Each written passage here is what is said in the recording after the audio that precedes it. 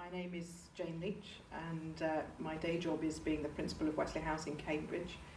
And I've had a long interest in supervision and published on the subject. And my involvement with supervision at the moment for the Methodist Church is in the implementation of the past cases review, mostly involved in some of the training.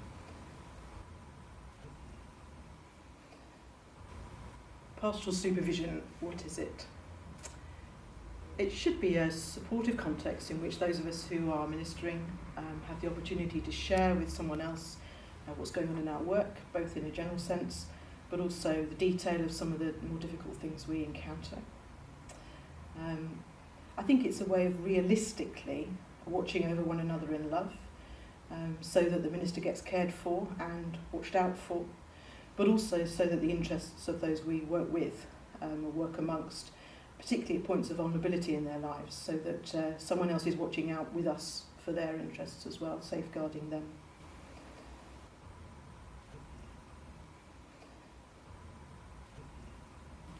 I mean, it's the immediate stimulus. So recommendation 7 of the past cases review is that we need to address issues of accountability, and supervision is a recommended way of doing that. Is it all about the past cases review? No. I mean, this is something which, if you trace it back through church reports, we've been saying for the last 15 years is something we need to move to. So I think the past cases review provides us very sharp stimulus for putting the resources and the training where it needs to be to make this work.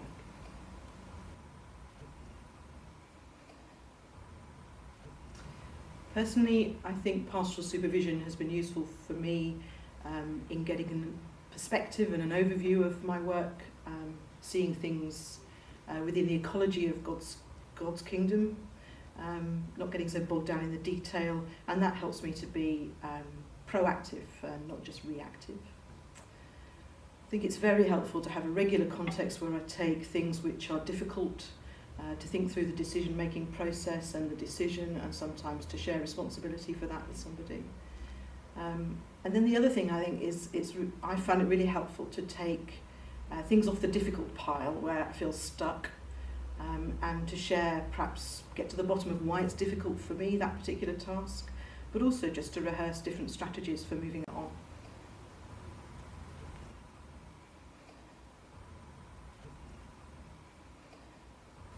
I think it's always, it's a good use of my time, supervision, when I've thought about what I want to use the time for, and I've prepared something that I'm stuck with or finding difficult, or what I want to get perspective on.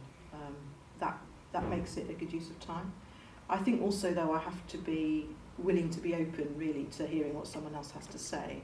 So if I just fill the time by talking, I'm not getting good value out of it, because I'm not hearing what that person either sees in what I've brought, or they might sometimes have things to say to me that I need to listen to.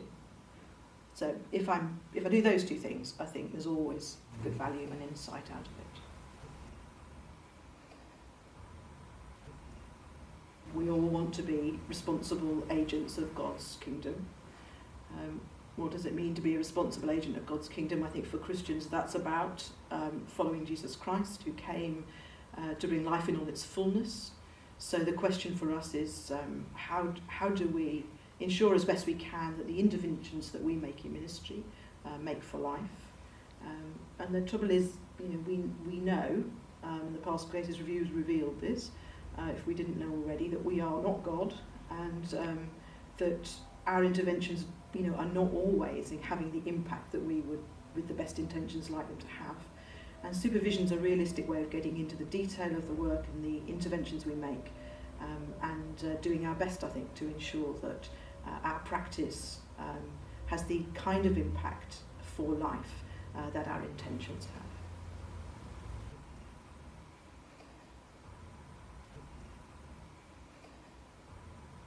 Yeah, the question about whether superintendents or district chairs can offer this kind of supervision, I think that's a good question, because it raises the question of what's, if you like, line management supervision compared with offline supervision. I think we have to recognise that the PCR has shown us why accountability is important. So it's important that we are accountable to the people who have responsibility with us for our ministry. But it may not be a particular superintendent or chair's gift. And there may be reasons to do with a particular relationship that mean they can't do all of the job with us. But under this system, it becomes their responsibility to make sure there's a good alternative